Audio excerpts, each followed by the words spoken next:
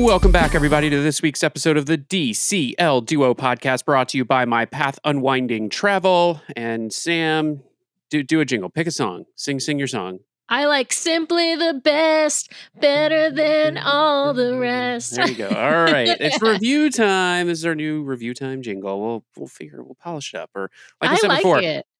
And I like that I sing it live every time, so it sounds a little different each time. That's not a recorded track, you guys. I'm singing that live every show. I don't think anyone would mistake it for a recorded track. All right, this week's review comes from Chemtev, Chemtev, Chemtev, who writes, "Can't believe it took so long to find Sam and Brian. Love this podcast. Very good info and great balanced interviews. I'm an experienced Disney cruiser, but wish I had found them sooner." Well, thank you for that. We're glad that our show can help you out, even as an experienced cruiser. We love bringing on people to give pro tips. Sometimes we sprinkle a few, like pixie dust, into our own commentary. But yes, thank you for the review. And we're sorry it took you so long to find us too. If you feel like there are folks who don't know about us, spread the word. That's our best advertising is word of mouth. You telling your friend who's thinking about a Disney cruise that we exist and to listen or watch us on YouTube. When you're chatting with folks, cocktails in the hot tub on the Disney Dream or wherever it is, let them know about the DCL Duo. All right, with that, just remember, folks out there listening, one of the easiest ways to help support the show, right? You know this spiel. I give it every week. Head over to Apple Podcasts, hit those 5 stars. If you leave us a written review, we will read it on the air at the top of one of our main episodes. And with that, Sam, I'm handing it over to you. We have a guest from a galaxy far, far away, or at least another continent here on our Earth. But yes, Sam. Yes, we're excited to welcome back to the show from all the way across the Atlantic Ocean, from the city of Amsterdam, the city of tulips, we'll call it. We are very excited to welcome back to the show, Jason. Welcome back, Jason. Hi, guys. Thanks so much for having me back. I'm really excited. Yeah, we're really excited to chat with you. I was just thinking, when we're in Amsterdam next summer, I'm hoping maybe Jason's there. We can say hi. Like, yes, it'd be nice if it's not too far. I know we sometimes say we're from Seattle. We're not. We're from a suburb of Seattle, and So anyway, we're in the city. We're very close. All right, we'll easy. We'll get a bike, and we'll bike over. That's required, standard issue. That's right. I feel like every family in Amsterdam must have like a fleet of bikes. It's like a thing. You have to have them. Yes, we have 6, I think, for a family of 4. Yes. Of course. See? It's not a stereotype. It's true. Yeah, it's a bit like cars in the U.S. In the Netherlands, there are more bikes than people. Well, yeah. they're in they're Seattle, nice bikes. There's more. They're really nice bikes too. Like they have like. Yeah. In Seattle, there's actually more dogs than children. I have to say, there are more dogs. Yeah. It's where like this city is a dog city. Yeah. I really wanted to get a Dutch bike at one point here in Seattle, but they were super. They're like imports, right? So it's like buying a BMW of bikes over here. Yeah, they have the lights. They have the gyro lights, and then the built-in locks, and yeah, people here in the U.S. couldn't figure out the built-in locks because they're like, well, someone will just take my bike anyway. Yeah, that's why you have 2 locks. I have a built-in lock and I have a second lock. Yeah. Oh, there you go. That makes sense. Yeah. Well, we're not going to talk about bicycles as a mode of transportation today. We're going to be talking about cruising because, Jason, you flew all the way from Amsterdam to Southern California. It's a long trip. Not just to take a Disney cruise, but to go to Disneyland and take a Disney cruise. What sparked you heading all the way to Southern California? You just really wanted to get to Disneyland? Well, of course. It's always any excuse to go to Disneyland, right? Yeah. So this vacation was part of a bigger U.S. based trip. We did 2 weeks in the U.S. The first week, we actually flew back to Portland to visit family and friends. So a week in Portland. And then I thought, well, if we're going to be on the West Coast, we should probably get down to Disneyland and then also perhaps a cruise out of San Diego. I like the way you think. Perfect. Yeah. Well, and there aren't cruises all year round out of San Diego at this point, and so you're lucky that your timing worked out so well to be able to hop on the Wonder out of San Diego because she's over in Australia and New Zealand for a big part of the year. She does Alaska for part of the year, and so your timing has to be like perfect. You've got to be sailing in. I think it's like March and April now, or at least that this year for 2025, it was sort of March and April when the Wonder was sailing out of San Diego. I think there was maybe a repositioning cruise outside of that, but otherwise you're talking about sailing out of Vancouver, or you're having to go all the way across the Pacific Ocean to sail her out of Australia and New Zealand. So your timing was spot on. For those who can't tell, Jason is an American who lives over in Amsterdam. Obviously, he's an American accent. He's originally from here, but he is an expat who lives over in Amsterdam. And Jason was on our show to talk about his first cruise with his family on Disney Cruise Line previously. So if you want to get into our back catalog, it's a great episode, great first time cruiser episode. And we're so glad that he's, of course, joining us back to talk about his second cruise. All right. So, Jason, you guys fly all the way over. You're spending a week in Portland. Did you do that before you went to Disneyland? Like, what was the order of the trip? Yeah, the order was a week in Portland, and then we flew down to San Diego and did the cruise, and then we ended in Disneyland before we came back to Amsterdam. I want to ask, like, how was the stay at Disneyland? Where just give us some details about Disneyland. Did you stay on property? That's always a question that people have. We did. In the past year, my mom bought DVC. So we stayed for the first time at the Disneyland Villas. And nice. It was amazing. It was so nice. That was definitely a highlight of the Disneyland trip, was the hotel and the pool at the hotel. Awesome. Now, when you got down to San Diego, because from Portland, were you there a day before, 2 days before? Like, did you get up to anything in San Diego before the cruise, or were you just like hopping on the ship right away? So we flew in on Saturday, which is 2 nights before the cruise left on Monday. Perfect. And so where did you guys stay in San Diego then? So we actually were able to get into a condo through one of our friends up in Oregon. Their families have timeshares on the West Coast. And so they helped us get into a condo for a couple nights right downtown San Diego. Oh, awesome. Did you get to do some touristy stuff in San Diego? Yes, we ended up going to the zoo. Of course. Yeah. The best zoo. I'd never been before, and it was a bucket list item, but the weather was terrible. It was raining the whole time, and it was super cold as well. That's kind of ironic based on how we ended up booking this cruise. So when I talked to you guys last year, the plan after our concierge cruise on the Wish was to do a European cruise on the Fantasy in summer of 2025. But I could not convince my wife to go along with that. It was a 4-night cruise to Spain out of Southampton in August of 25. And she said, the weather's going to be terrible. I said, really? Oh, no. She's Dutch. So for those listening, my wife is Dutch. She's the reason why we're here. And we have 2 children. And so she said, I don't want to take a cruise out of England to Spain, like the weather on the channel. The weather is going to be bad. And I said, well, it's August and it's Spain. That should be How good. bad right? could it be? She said, it's not guaranteed. It's not guaranteed. I'm not going to take it. It's a bit like, growing up in the Pacific Northwest. It can be cold in summer. So couldn't get on board. And so when I said, well, how about when we go to the West Coast, we do just a 3-night cruise out of San Diego on the Wonder. She said, San Diego, great. Weather, great. Let's do that. It was a no-brainer. And then we could put a pin in that because we did not get the greatest weather. Well, and San Diego is generally beautiful and does tend to have really nice weather, but there are times of the year where it can get a cold front. I mean, it's not as common as in the Pacific Northwest, but it doesn't mean it doesn't happen. And if it's not warm in San Diego, guess where it's also not going to be warm? On your cruise to Ensenada. It's going to be, because Ensenada and San Diego are I think 90 miles apart, they're really, really close. And so you can drive to Ensenada from San Diego in an hour and a half, 2 hours maybe.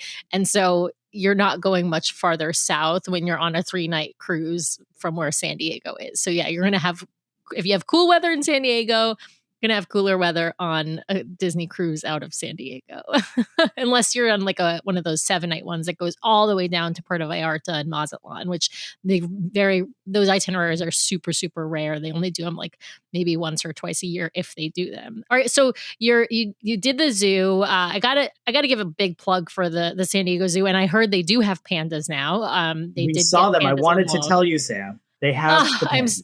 I am so jealous, Jason. I had heard after I think we put out a show and I had mentioned about how they didn't have pandas. Somebody reached out and said, "Oh no, they have pandas again," and which is like, I don't know. Feel like pandas are like a highlight for any zoo because they're just so rare, right? And you really can only see them in China or at the National Zoo and now at the San Diego Zoo. But San Diego has, bar none, the best zoo in the country. So if you are a big zoo person, or your kids are big zoo people, you need to take them to the San Diego Zoo. Absolutely. All right. So you guys are staying downtown. You hit up the zoo. Any other highlights from San Diego before you boarded the beautiful Disney Wonder just in downtown San Diego? The weather was so terrible. We couldn't be bothered. It was like 65 and raining on and off for our one day in San Diego. So we had a rainy day at the zoo, which was still pretty nice.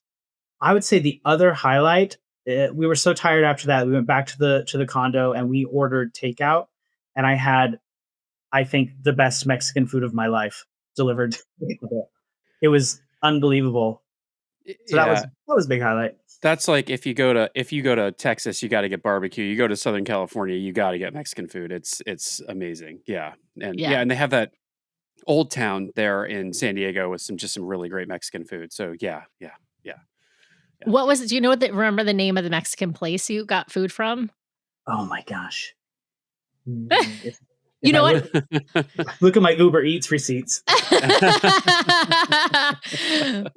Well, we can get to that later at the end of the show. We'll just put a placeholder in for Casa Bonita. Casa Bonita. That's a South Park reference for those who don't know, and it actually does exist apparently somewhere in Colorado. There is a real Casa Bonita. I know. I just read recently the creators of South Park bought it, refurbished it, and reopened it, and like they have Club Casa Bonita now. Yes. So, oh my God, that's amazing. I found the name, guys. There we go. Rubio's Coastal Grill. Rubio's Coastal Grill. Okay, so a shout out for Rubio's Coastal Grill. Jason got takeout from there, so we don't know what the sit down situation looks like, but apparently delicious Mexican food. So all right, love that. Awesome. Southern California knows its tacos. All right, well, so you've got you're going to be boarding the Disney Wonder in downtown San Diego. That's actually one of the best things about sailing out of San Diego is you can like walk there from from a lot of downtown hotels, and it's just super, super convenient, or a quick Uber ride.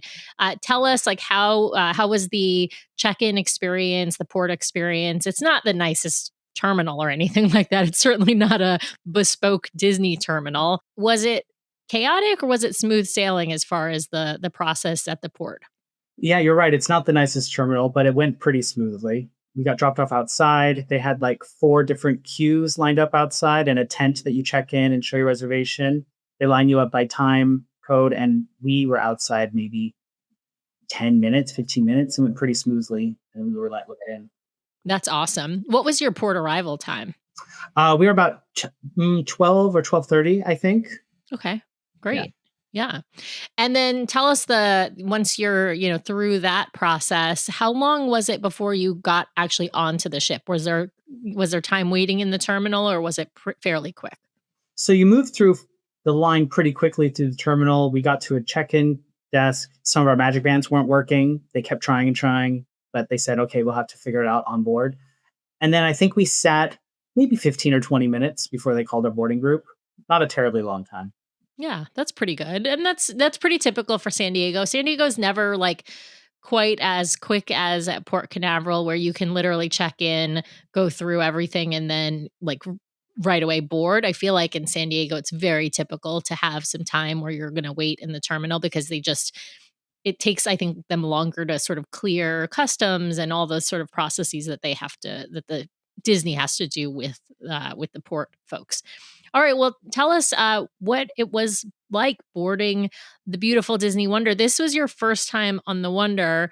I'm trying to remember what your prior cruise was the Wish, right? We did a 4 night concierge on the Wish. That's It right. was, Yeah. So, that's but these are 1 year ago. these are very different ships. You're talking, the Wish having the grand atrium and the grand hall, and the Wonder, which we love, but it has a much smaller atrium, and smaller than even the Dream and the Fantasy, which I know you haven't been on, but those are sort of like in between, right? In classes. What did you guys think when you boarded the beautiful Disney Wonder?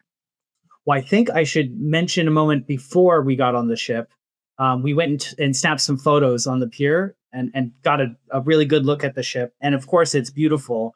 But then we did notice down at the bottom, like around the water line, that it is showing in need of some maintenance, some paint chipping and stuff like that. Yeah. And I think it's important for anybody listening to know that my family's point of comparison is only to a concierge cruise on the Disney Wish. Yeah.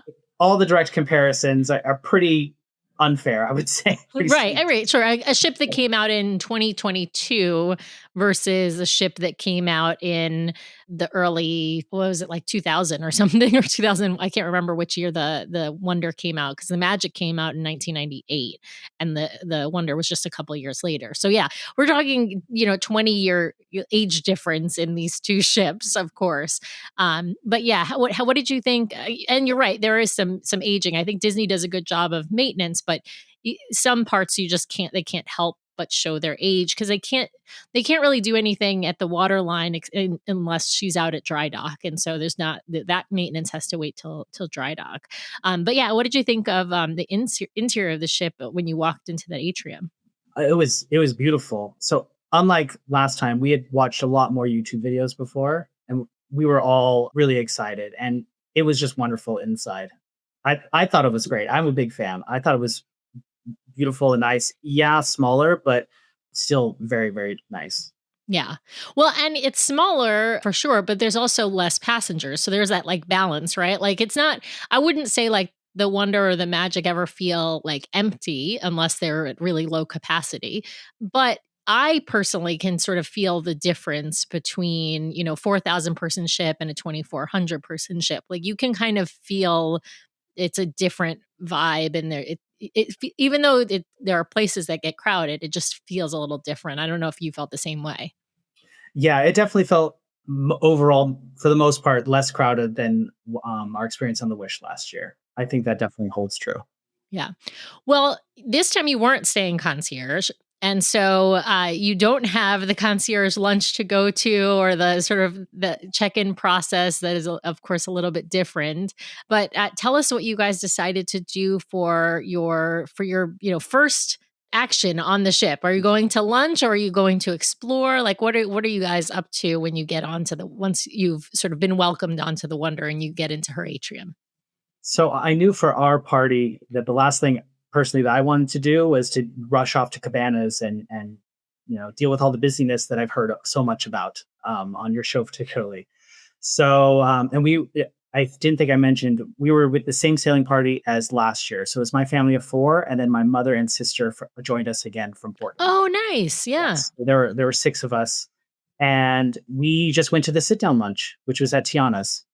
Oh, It was the really best. really easy. You just walked through and walked straight down and got in there. Yeah. Well, and you get to check out that dining room for the first time too. On the Magic, they do the same thing. It's in Rapunzel's. On the Wonder, it's in Tiana's.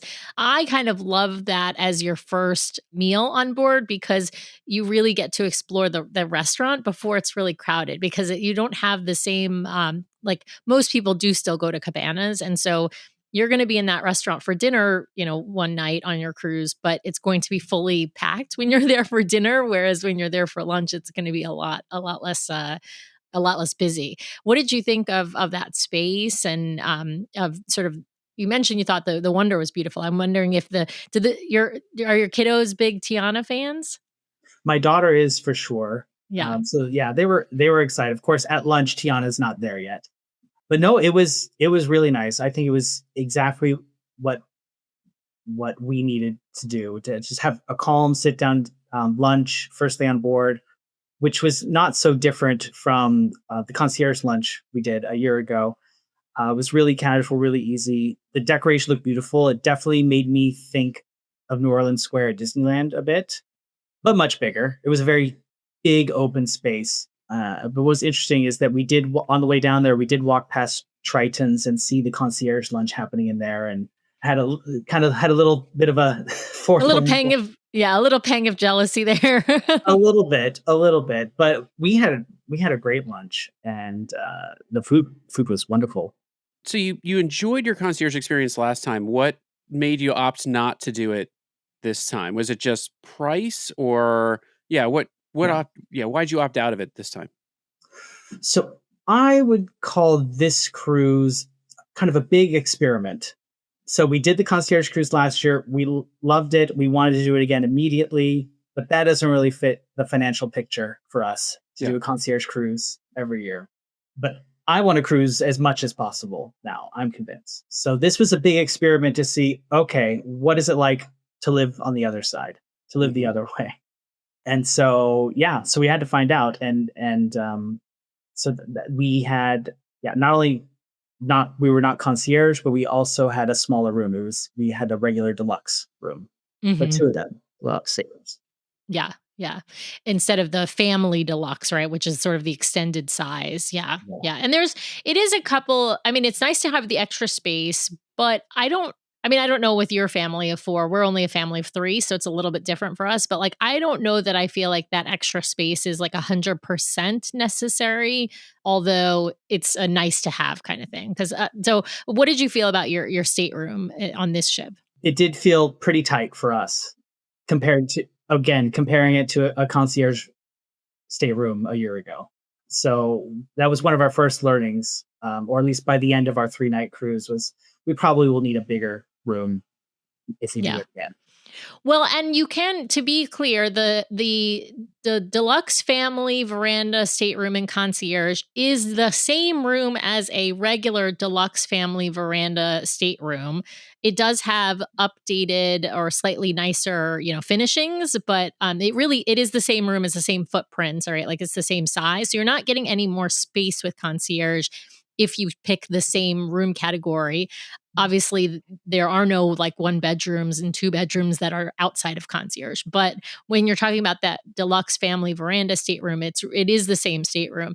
But I think it is helpful to sort of try out different ones, because you don't know what's gonna work for you until you actually do it. But it's good, you have a sort of, now, barometer-wise, like, yes, we can go without concierge, but no, we probably can't go in that just deluxe veranda. We need that deluxe family veranda. And so that's kind of a helpful barometer of where you're going to be budgeting for future cruises, I guess. Well, I'd love to talk about what you guys did on the first day. Did you sort of explore the ship? Did you check out the kids clubs? Like, how old are the kids for this cruise? So that helps me remember which kids clubs they're in. So my daughter is 8 and my son just turned 11. Okay, so you've got 1 Edge and 1 Kids Oceaneers Club Lab. Did you guys go check out those spaces, and were the kids interested in spending time in those spaces? Yeah, so after lunch, we did go to the open house at Oceaneers Club, and Edge. At Oceaneers Club, they both really liked it, but of course, they said almost immediately that it wasn't as good as the one on the Wish. I don't know about that, but we had a hard time getting my daughter out of there for sure. Yeah, But so I will say I think they're right. I do think the Wish class has the best kids club. That doesn't mean that the others aren't good, and actually some people really like the Wonder and the Magic's kids club because they like the slide. If they're big, so I think some of the younger kids who love the slide, in Andy's room, that's the only class that has a slide inside the kids club, not just going into the kids club like on the Wish and the Treasure. Yeah. Okay, so they both thought the kids club's cool. What about your son and Edge? so we did go tour Edge, but and that was fine. We were there with him, but then he left with us. He didn't want to stay. He didn't want to miss out. But he had just turned 11 the week before the cruise. Oh, okay. So he's on the younger side. Yeah, and he found it. Ended up being a bit too big of a jump for him. He wasn't quite ready to go back to Edge on his own. We tried to encourage him a few times over the cruise, but he just wasn't in for it. He wasn't ready for it. Yeah. And that's okay. I mean, there are a lot of kids who, it is a bigger leap. It is a very much independent space. There's less there. They do have some structured things, but they have less structured things than in the kids club. And of course, he's not with his sister if he's in Edge, right? So it is a little bit of, for some kiddos, it can be a harder transition. I'll give a recommendation out there that if you think your kid is going to be a little bit apprehensive about kids club, Edge, what have you, make a connection if you can in the Facebook group with maybe another family who has a kiddo of the same or similar age, and maybe same gender, maybe different gender, kind of depends on your kiddo and what they're comfortable with. But making those connections and meeting up with another family on day one can sometimes help ease that transition, because the kids are often a little bit more willing to go to a kids club if they feel like they have a friend that will be there with them. So I think just a pro tip out there in the community. And many families have that apprehension because they have no idea if their kids are going to like the kids club or be sort of willing to go. And so you'll find in those Facebook groups many other families in the same situation as you are. Yeah, for him, it was just he didn't want to go without his sister. Yeah. And so actually I wanted to tell your listeners that I did go ask at Oceaneers Club. I said, he just turned 11 last week. He's here with his sister. Can you make an exception to let him in? And the answer to that question was no, they cannot make that exception, which made me really sad. But we had a great cast member interaction, because then she said, okay, I'll tell you what I could recommend. The first thing I need to ask you is, do you trust your children? And I said, that depends. He said, okay, here's what you can do. They are more than welcome to go together to Oceaneers Club during any of the open houses. Mm-hmm. Now, there will not be supervised, but there will be activities, and they're welcome to stay there together as long as there's an open house. And so they actually ended up doing that a couple times. And nice. That worked out really well. That is a very good solution. It's not the perfect solution for some families, and it's not, I got to tell people, they knew that was what was going to be the answer. They are very strict. They do not allow anybody to age down, even though they do allow some flexibility with aging up, and it's just their policy, and they do it for safety reasons. So I understand it. It can be a bit of a tough pill to swallow, particularly with where your kid has literally just aged out. And it can also be a difficult pill to swallow for, kids with disabilities who are maybe their mental age does not meet their physical age, if you know what I mean. And so that can be tough because they just don't make any exceptions. And so it just is what it is, right? But the solution of open house is a partial solution. It's not a perfect solution. But yeah, I appreciate that they brought that up, though. That it is a good tip for those out there. Well, let's talk about some of the other stuff you guys got up to on board. I mean, this cruise is really about the ship, I would say. I'm guessing you weren't really that like gung-ho, well, we have to go to Ensenada and do like a million things there. It's kind of, I would say it's not even as nice as Nassau. So as far as like, I don't want to call it the Nassau of the West Coast, because I actually think Nassau is nicer than Ensenada. But did you guys get off at Ensenada, or did you stay on the ship? We did not get off at Ensenada. Okay. We weren't sure about it leading up to it, but visiting a lot of friends and family in Portland the week before, we were telling them about the cruise and the itinerary. And every time we said, well, the ship's going to Ensenada, every single person in my family said, oh, don't go there. It's not bad if you're just getting off to go like get some food, maybe do a little bit of shopping, but it's not the greatest of ports to stop in. It's like I said, it's more about the ship and cruising, not really about Ensenada in particular. You guys didn't stop in Catalina, I'm assuming, because it's only a 3-night. You're right. No, it's just a 3-night. So we had a sea day and then Ensenada day. All right, that makes sense. So tell us, what did you guys get up to on the ship? What are some of the things you were, you enjoyed or were surprised by, or maybe even things you didn't enjoy on board? Gosh, well, it definitely was all about the ship. We wanted to experience everything that the Wonder had to offer. So we started out the first morning, my wife and I went and explored the ship and I walked around. We went to Cove Cafe for the first time. We didn't really make it there on the Wish. So Oh yeah, it's too far away on the Wish. Yeah. yeah, exactly. So we got our coffees and that was great. I loved the artwork on top of the coffee. I took a picture of every single one I bought throughout the trip. That was really nice. And then, listening to your show, I know that on the Wish they didn't have the track that goes all the way around. And I said, "Oh, I'm pretty sure this ship should have it." So Yeah. I sold it to my wife, like, let's go for a walk and let's go walk around it. It wasn't a very long walk on deck 4, but we were surprised that it's enclosed and really tight in the front and in the back of the ship. Yes. Yes. So that was interesting. But the upside was we did see whales that morning.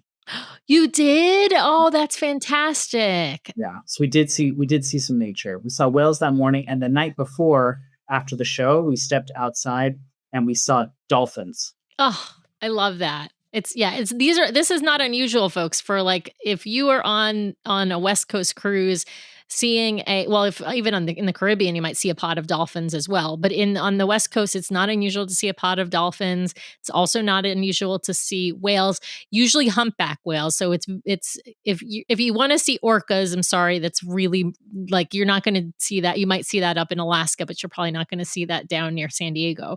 But you will often see humpback whales. That's incredible, Jason. Yeah. So we had some really great natural moments. And then we also did Royal Gathering again. That's always a hit. That was super fun. And then this cruise, we did a lot more activities for the first time that we didn't get to last year. So we did, my son and my wife and my mom and my sister really enjoyed trivia for the first time. And that was nice. It was in that lounge right by Tiana's. I can't remember the name of it. French Quarter. French Quarter Lounge. Yeah. So that was really fun. We also did bingo for the first time. Oh, nice. What did you think of bingo? I feel like bingo is a very American thing. I don't know how your the rest of your family kind of viewed it. Yeah. I'm not sure we would do it again. It was very crowded. We got there maybe 5 or 10 minutes before and we couldn't sit together. There wasn't enough space for us. So that was kind of let down. My wife and daughter actually ended up leaving because it was just not enough room for us to sit and it didn't seem very fun for them. But the cast members were very entertaining. Yeah. None of us won, which was difficult for my son. He likes winning. I mean, who doesn't like winning? I'm with your son. The reason I don't love bingo is because I want to win. And it's so random, right? Like your chances of winning are, I'm not saying they're nothing. They're not nothing, but they're like not high. So they're, especially because there's so many people. And frankly, even if you win, you often end up splitting the prize with somebody else who's won at the same time. Now, that's not to be said that we have had a couple people on the show who have won like big amounts. Like I think we had one guest who won like $4,000 in bingo because they won one of the bigger jackpots like at the end of the cruise. Wow. But most people don't win, and so it is gambling for a reason, and I would say the biggest tip for bingo, if you're really into bingo and you really enjoy it, absolutely go and do it, but don't go in one with an expectation that you're going to win, and to get there early because it is super crowded, and if you want to get a table together or seating together depending upon where it's being held, it's often in the D lounge, but sometimes can be other places on the other ships. You need to get there like as soon as they start selling bingo, which is usually, I think, 45 minutes before the actual bingo session starts, which is, I know sounds crazy, but it is bingo is a rope drop culture event. Like it is just, yeah. Yeah. I did not expect that. It was very crowded. I think if I were personally, I would like to do bingo again in a space that has windows. Yeah. I always kind of feel like, am I really going to spend over like an hour of my time in this windowless room on this beautiful cruise ship with all the ocean views ever around? I felt like it's like I'm kind of missing out on the cruise. I could be doing this anywhere, but it was really fun. Yeah. And it is one of the, I agree with you though, that the cast members are super entertaining. The ones who host bingo, they are like really good at what they do. And there are certain like sayings that they do every time and people get really, really into it. And so it is this like fun community event if it's something that you're interested in doing. Pretty much every cruise line now has bingo. It's kind of a big thing. And for Disney, it's the only gambling on board a Disney cruise, whereas other, ships have casinos. Disney only has bingo. So yeah, if you're into that, it can be, I'm sure, fun, but it's probably not the event for everyone. Yeah. Hey, Jason, can I ask what was the weather like on the cruise for you? So it was like 60 and cloudy the first 2 days. The first day and the second day there were some sun breaks, but and it stayed. It didn't rain, but it wasn't hot. Mhm. And this was kind of a constant struggle during Yeah. those first couple of days. We really just wanted to go outside and enjoy it, but it wasn't very pleasant. Yeah. Well, I mean, it's Pacific Um, Northwest swim weather at 60, but yeah, yeah. yeah, yeah. We did go up on the deck for a little bit that day. We did go in the pool and also in the hot tubs. So the thing my kids still talk about from our first cruise on the concierge is the hot tubs in the concierge lounge. Honestly, I'm kind of thinking it'd be cheaper to buy a hot tub than buy another concierge cruise on Disney. Well, I will say on the Wonder, so the best thing about the Wonder, they do have those two hot tubs right on the pool deck, on the main pool deck, and you can sit in those hot tubs and actually watch funnel vision. You got to be in the right seat. If they're really crowded, you won't get a seat that you can see. You're gonna have your back to funnel vision, but like if you stake out a spot in one of those two hot tubs, you can like sit there. I mean, Nathan, I feel like loves that on the Wonder, and on the Magic, and other kids like basically dominate those those hot tubs on that pool deck. Yeah. Yes, you can sit there and enjoy it. You and your 10 new best friends sitting in Yes. the with you. Yes, it is. It's hot tub soup instead of being like we have kid soup in the pool, and it is kid soup in those two hot tubs because they are on the family pool deck. They are not on in the adult pool deck, and so it is like you're right, like filled with like 10 kids of all ages, right? Like I mean, they're all potty trained kids, but it's always packed with children. Yeah. Yeah, exactly right. So we got to experience that. That was another first for us was the hot tub soup with all the kids.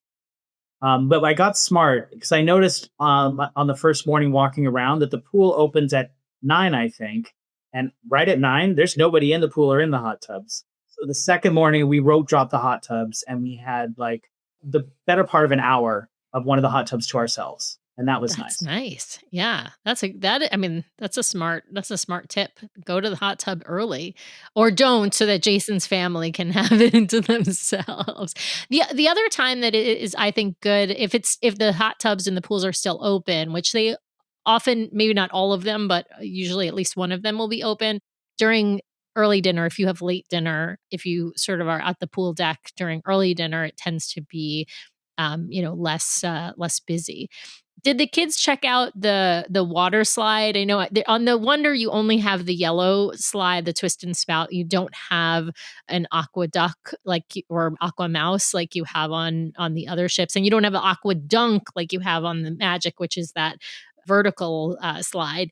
But you do still have that yellow twist and spout slide. Did the kids enjoy that one? Yes, yeah, they did. My daughter went on it, I think, 10 times. And I went on it a few times too. I think my expectations were pretty low because again, it's not very impressive to look at compared to the other big slides, but it's longer and faster than it looks. I really enjoyed it. Yeah, and it is to your point, it is available to adults. It's not like the ones on the Wish and the Treasure. You technically can go on them, but you really can't. Like it's the Slidosaurus Rex. You can technically go on it, but you're gonna like get stuck on it. It's not It's meant not a for ride. adults. It's not a thrilling ride. Yeah. Yeah. Yeah. And then the yellow Mickey slide on the Dream and the Fantasy, you actually can't go on if you're over a certain, I don't know if it's height or age, I can't remember, but basically adults can't go on the yellow Mickey slide on the Dream and the Fantasy. So the twist and spout on the Magic and the Wonder is the one sort of in between slide that you can go on and I think still enjoy as an adult. In fact, that was the first water slide that Nathan actually ever, I think, went on and enjoyed. And it was like the thing that kind of, I think, got him into water slides. Because at the time he wasn't really a swimmer. So he couldn't go on water slides that would end in a pool. He could only do water slides that would end in like one of those chute things like on the ships. So all right, well, let's speaking of I mentioned dining, but did you guys do early dining or late dining on this cruise? So this time we decided the kids were old enough to do late dining, and that was Nice. that was the right choice for us. Yeah, yeah. There are some people who swear by early dining. We're not those people. But late dining gives you the opportunity to have a more full day. It is tough because it is very late and you might be going to sleep like right after dinner, which some people don't like or that doesn't necessarily agree with their digestive system. But like it just I feel like early dining eats into your fun during the day. I don't know if you guys felt the same feel the same about it. I do feel the same way. I hate that rush to, you can't miss that dining time, and what if you're doing something fun during Yeah, that? exactly. You also get extra pool time at night. I mean, to your You're point right. about the pool being fairly empty in the morning, like it's emptier even at night. So yeah. Exactly.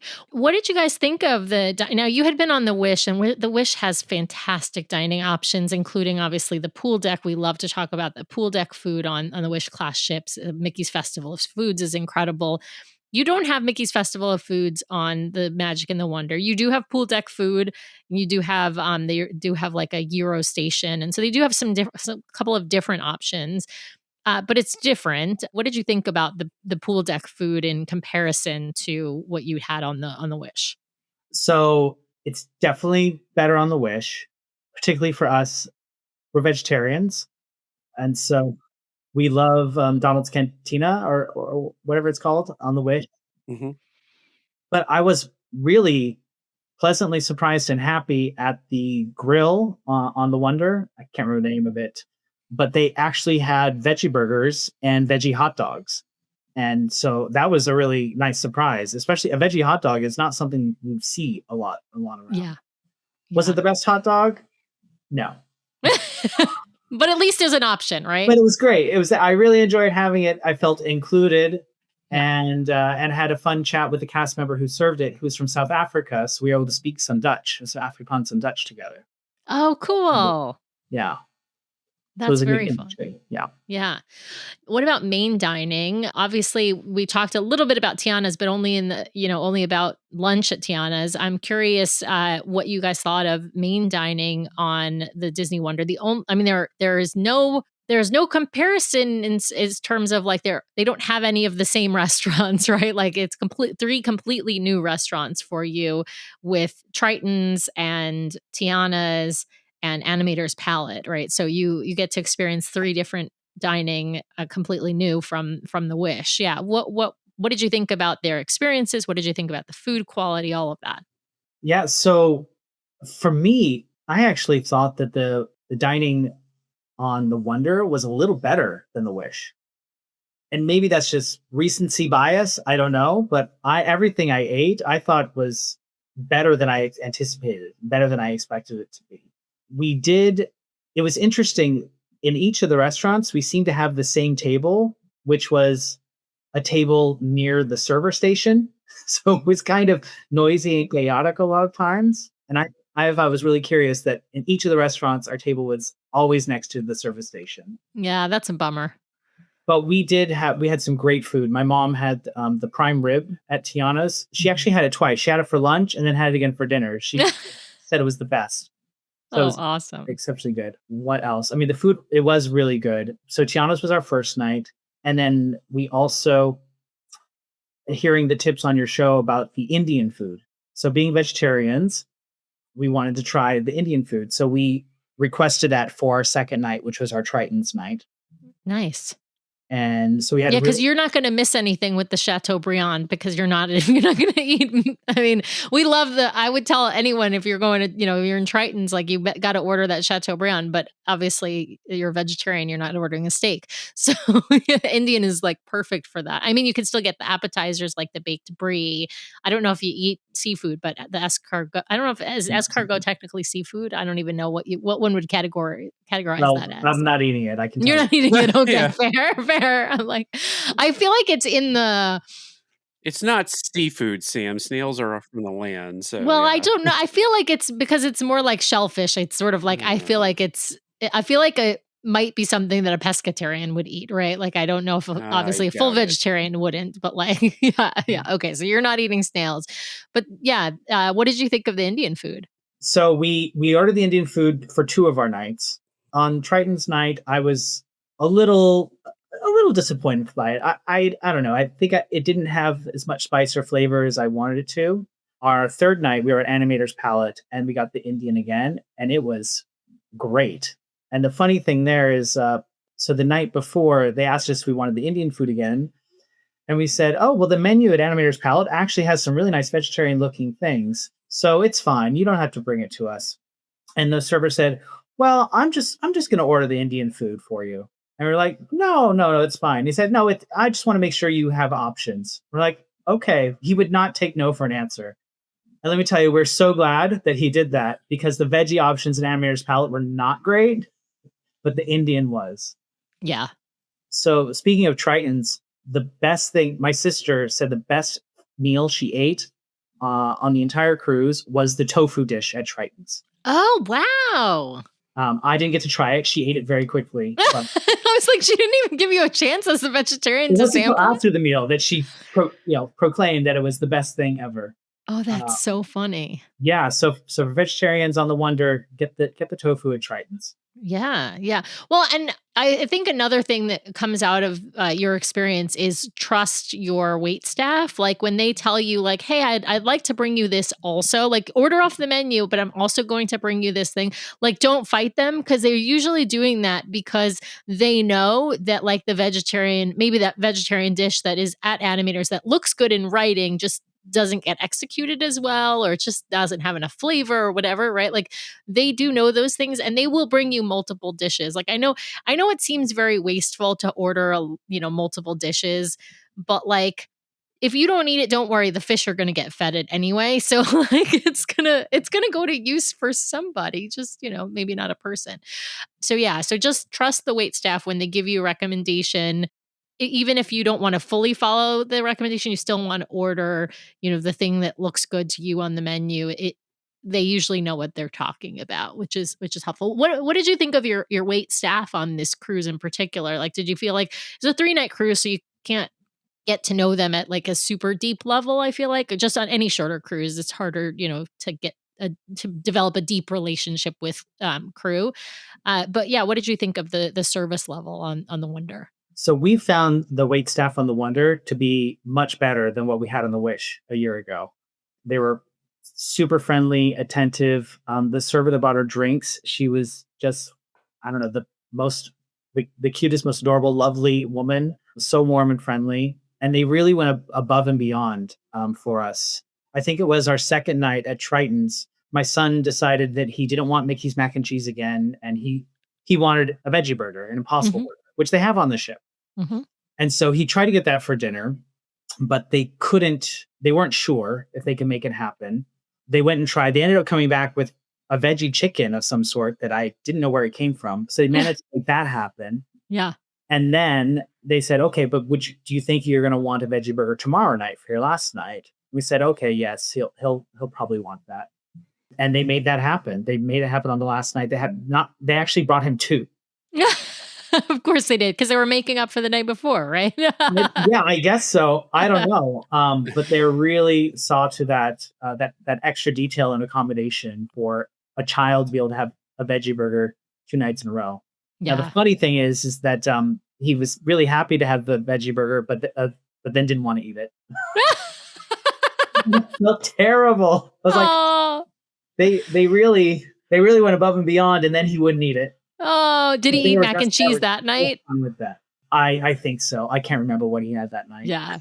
Well, and that's just kids, right? Like that's the hard thing about special ordering anything is that if you're special if you for allergy meals have to be usually ordered in advance and just things that aren't typically on the menu, often if you request it, they'll make it happen. The problem is that I feel like adults are like even if they don't really want it, they're just going to like eat it because they asked for it, right? But kids are just not like that. Kids are going to be honest. And I think that's a wonderful trait about children that they are so honest. But it's just, yeah, that's just the kind of thing that happens. But I feel like this wait staff usually is super understanding and is not at all feeling some type of way about it. Like they're like, yeah, he's a kid. I get it. Yeah. Yeah, they were really wonderful. Really Yeah. wonderful fun. Now, because you were on the Wonder, you did have a show with dinner in Tiana's, and you have a mini show in Animators with dinner. When I say a mini show, it's Sorcerer Mickey, Sorcerer's Apprentice Mickey. If I say Sorcerer Mickey, then Nathan will correct me. But Sorcerer's Apprentice Mickey comes out and does a thing, and then of course in Tiana's you actually have like a full show. What did you guys think of the dinner shows? Obviously, you had experienced dinner shows in Marvel and Arendelle on the Wish, of course, different. And I don't know if you felt like Tiana's was as loud as Arendelle or how you sort of felt about the shows. So at Tiana's, we were actually seated right next to the stage. We were in between a service station and the stage. So we were very close to the action. Tiana came by a few times. It was really fun. I really enjoyed the music. Perhaps was a bit loud, but we were next to the stage. But no, it was good. It was also our first night. I think we were just very excited to be there to start the cruise. But I think my wife did find it a bit too loud of a restaurant space. Yeah. But hands down, everybody's favorite meal was Animator's Palate. And everybody felt like it had the best food, the best ambiance, the most Disney. And when they do the Sorcerer's Apprentice Mickey, and the kind of the parade at the end of all the service staff where you're clapping for them and everything, that really hit my sister and I, particularly in the feels. We were like really bawling. The waterworks were flowing. Oh, I love that. And this was your last night too, it was right? Our last night. Yeah. It was just peak magic. Oh. And that's the one that everybody still talks about, is doing Animator's Palette again. I love that. What about shows? Did you guys go and see the shows on the Disney Wonder? If I remember correctly, you had gone to see the shows on the Wish. But yeah, did you go to? Well, I assume you had all 3 shows, although occasionally they have to, if there's technical issues, they might have to cut one. But did you go to all 3 shows on the Wonder? We did go to all 3 shows before dinner each night. So we had the Golden Mickeys.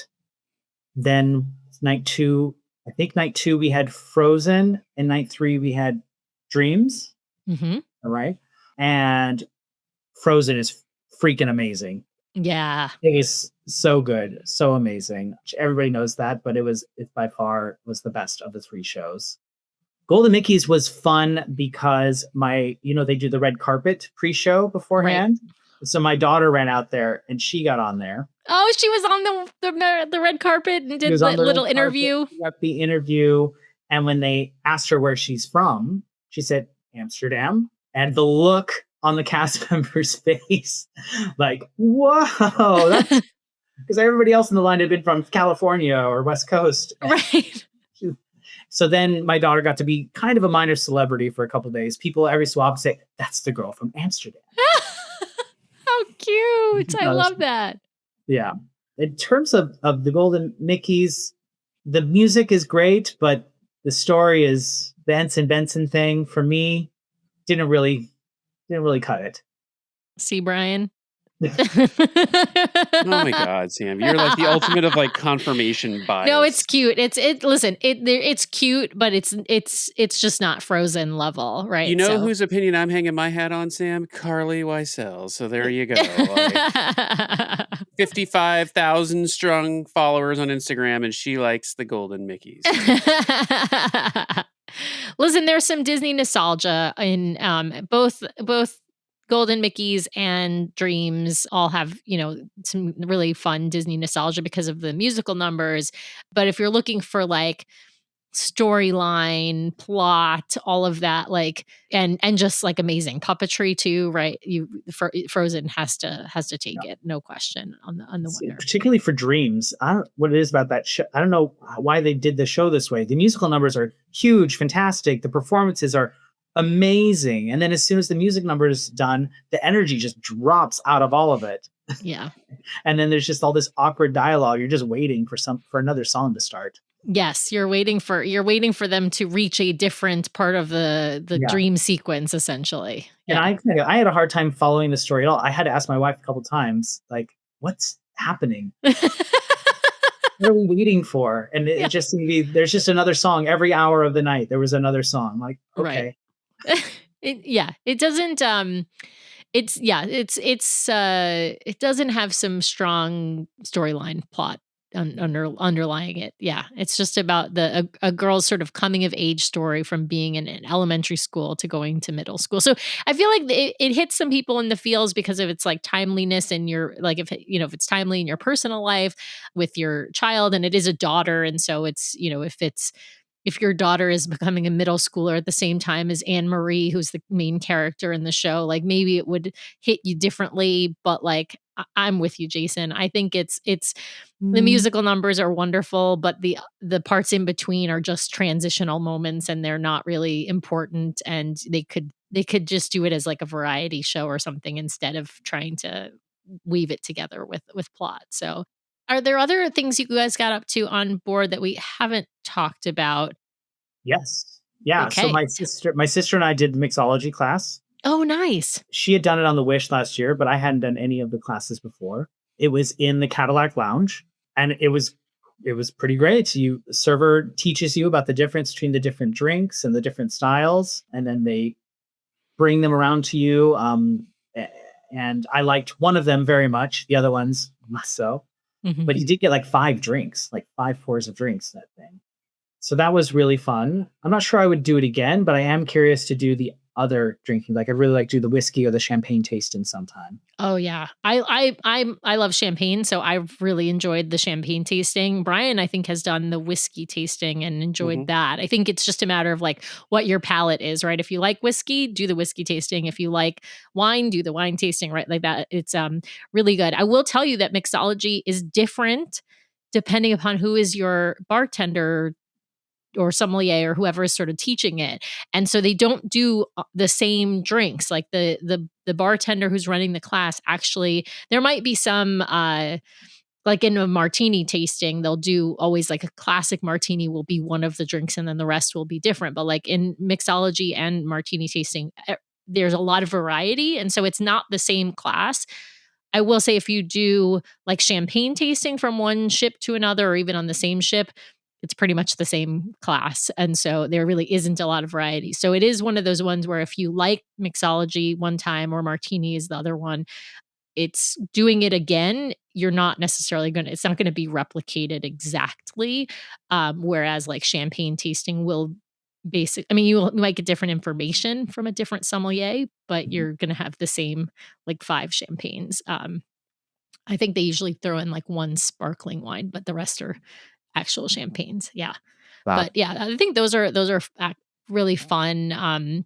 They're really fun seminars. I like to remind people they're seminars. You're not going to be mixing your own drinks or pouring your own drinks. And so it's a demonstration and learning seminar more than it is like a mixology class, if that makes sense. Yeah, I think that's very true. That sums it up. The one thing I would tell Disney for that environment, or maybe for any bar that they set these in, is I was seated in a seat with my back to this bartender the whole time. Oh, that's a bummer. And he didn't move around really at all or anything. So my neck was pretty sore. But it was fun. It was nice. The other activity we did was I took my daughter to Bibbidi Bobbidi Boutique. Oh, wonderful. Had she done it on the Wish? I can't remember. No. She's done in the parks, but this is the first time on the ship. This was really cute because it was in the funnel. Mm-hmm. So you had to climb there. It almost felt like kind of hidden, like a secret passageway. It's super hidden. Yeah. Yeah. But that was really nice. And so then after that, we did lots of character greetings. Both Belle and Oofy were in the atrium, and Donald. And so we got really, really great photos of her Bibua boutique. Her all princessed out. Which Yeah. princess did she dress like, or So if she did do the outfit? She did we did the outfit. It was an early birthday present for her, and she was Belle this time. Oh, and then she got to see Belle. And then Belle was there. Oh, what perfect coincidence. I mean, that doesn't always work out, right? Like the timing doesn't always work out perfect. I know a lot of people try to coordinate the Bibbidi Bobbidi appointment with like the royal gathering, for example. And you mentioned you did the royal gathering because that's where you get to meet like, usually three, sometimes four princesses and do pictures and autographs and whatnot. That's a reserve activity, but it's a free activity. You just have to reserve it in advance. It opens up 30 days before your cruise at the same time as you're doing like onboard booking check-in or not onboard booking, you're doing your check-in process. So, but that does book up. But anyway, yeah, I think I feel like people tend to love that Bibbidi Bobbidi experience. I actually just for the first time got to watch the experience. I had never, because Nathan's not interested in any kind of dress up type thing. We did do a similar experience at Aulani. It's I forget what it's called. It's like painted something or other, and they just put like red color stuff in his hair. He hated And they it. yeah, He and they hated did it. like fake tattoos. Like he got like covered in sea turtles, which was he actually liked the temporary tattoos. The hair stuff, he's sensory sensitive kid, and like having all this like hair gel in his hair was like just uncomfortable for him. And we've offered him multiple times if he has wanted to do, Bibbidi Bobbidi to, get dressed up like Captain Mickey or a prince or knight, whatever you want, but not at all interested. So I got to go on our last cruise on the Treasure in April. My friend Ashley, her daughter Catherine, was doing Bibbidi Bobbidi, and so I went about halfway through her appointment and went in and sat and watched, and it was the cutest thing. I was like so like the fairy godmothers in training were just so incredible, the way they interact with those kids and the way they make these kids feel so special and so like they're so attentive. I was just like I know Disney service is of course above and beyond, but I had never watched this experience myself. I was super, super impressed. They do a great job. I mean, they basically ignore the grown up. Yeah. And speak to their client, their princess, the whole time, like nonstop. They're chitty-chatting, asking questions, getting personal. It's adorable, and she can only do it until she's 12, and I'm never gonna say no. Yeah, I love that. Yeah. And another tip for that though is if your child happens to be older or bigger, I highly recommend buying in advance a princess dress and bringing it along with you because they do on board sometimes have limited sizes available. And particularly if the kiddo has their heart set on a particular princess. And so in order to sort of mitigate of a situation where they might not have your child's size, also it's kind of a cost saving tip as well. So but you can bring on your own princess dress and just do like the hair and makeup part and not actually buy the dress package and all of that. And don't forget the shoes. Oh, and don't forget the shoes. Oh, was your kiddo in sneakers? Yeah, so she has Disney princess shoes at home, of course, and we did not pack them. And so then you're there and she's getting the gown, and so like, okay, I'm gonna buy the shoes. I didn't even think that they sell the shoes on board. They do. Wow. They have this. You have to complete the outfit, right? But to the point you were just making, they didn't have her size of the one she wanted, so she ended up going with the other ones. So you had to go second choice because of the size. Okay, well, good point then. Bring the shoes. Yeah. Bring the shoes. Don't forget the shoes. Even if you're buying the dress, bring the shoes from home. Yeah. Shoes are not included with the dress. Yeah. Well, Jason, this sounds like an amazing cruise, but I think we have reached that point in the show where Sam needs to subject you to another round of rapid fire. So, Sam, do you have your arbitrary questions, arbitrary rules, and your dash of judgment ready? I do, and because we're gonna skip the general, Disney favorites because we did that last time, but we are going to jump back to Disney Cruise Line favorites because now you have a point of comparison between the Wish and obviously the Wonder, and so some of your answers, I think, I mean, likely, I think some of your answers have changed since you've been on this now second ship, including, of course, because before your favorite ship was the Wish, because it's the only ship you'd been on. And so now you can actually answer differently if you want. You don't have to. But we're going to start with shows because that's the most important place to start. Now, across both the Wish and the Wonder, you got to see some great shows. I'm wondering from from the Wish and the Wonder across all the shows you've seen, which show was your favorite? It's a little hard. I love the Little Mermaid on the Wish, but Mhm. it's got to be Frozen. Frozen Yeah. it was amazing. It was perfect. Yes, and that is absolutely the correct answer, Jason. I was gonna be a little Golden bit suspect. Mickey's. Golden Mickey's. Correct answer. But I was gonna be listen, I was gonna be a little suspect if you chose Little Mermaid over Frozen. Little Mermaid is wonderful, but Frozen above and beyond is better. I would actually say Seize the Adventure is fantastic. I think to me, on the Wish, I think Seize the Adventure is actually the best show. But that might be a hot take for some people. All right. Let's go with favorite onboard activity because now you've had a chance to probably experience more onboard activities between the two different ships. What would you say is your favorite now? I'm going to give two answers. Mine is is a margarita by the Quiet Cove pool, Yeah. but for my kids, it's karaoke. I love it. Again, like to them, family karaoke is now synonymous with Disney cruising, and you can't have one without the other. And we did it, I think, 3 times on the Wonder. Wow. I love it.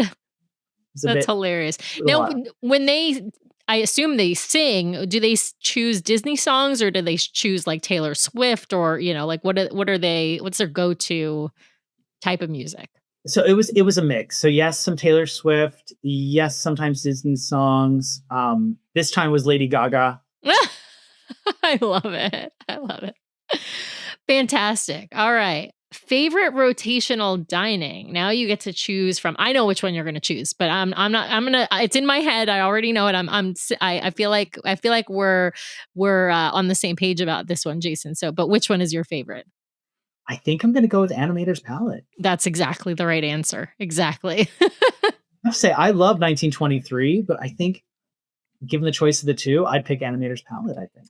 I can't believe Tiana's didn't make the cut here. I mean, I know it's different because, but I think it's just the Disney nostalgia and having, Sorcerer's Apprentice Mickey come in. Like I feel like that it hits on all those things, right? Like 1923 also has obviously the stuff around you that brings a Disney nostalgia, but there's no show element. And then you balance with like Tiana's, which like for some people is too much show, right? Like, so it's a balance of like, is it enough show? Is it too much show? That sort of a thing.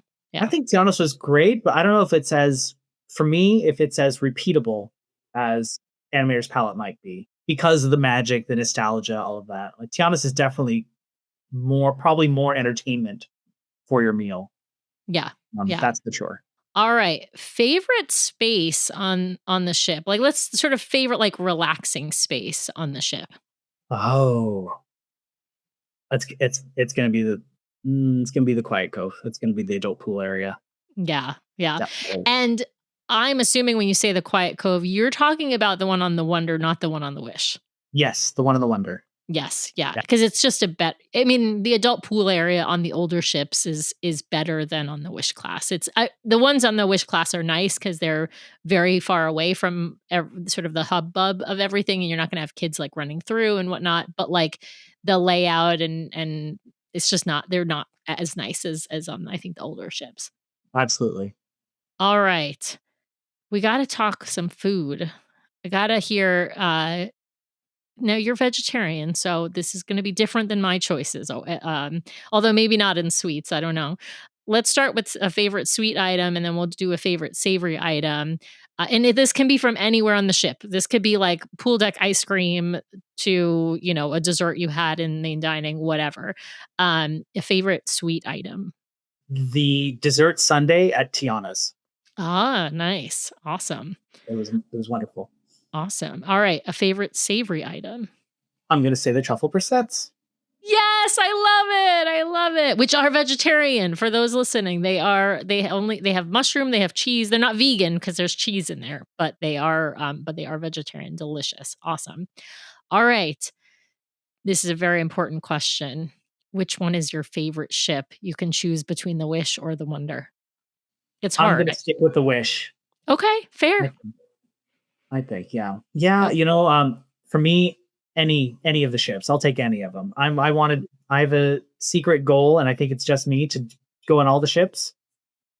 But at the end of this, the family overall, they say they like the Wish better, preferred the Wish, not only because we were concierge on the Wish, but they just felt that Wish had more. Now, I don't know if that's empirically true, but they just felt like the Wish has more spaces, more family activities, more going on.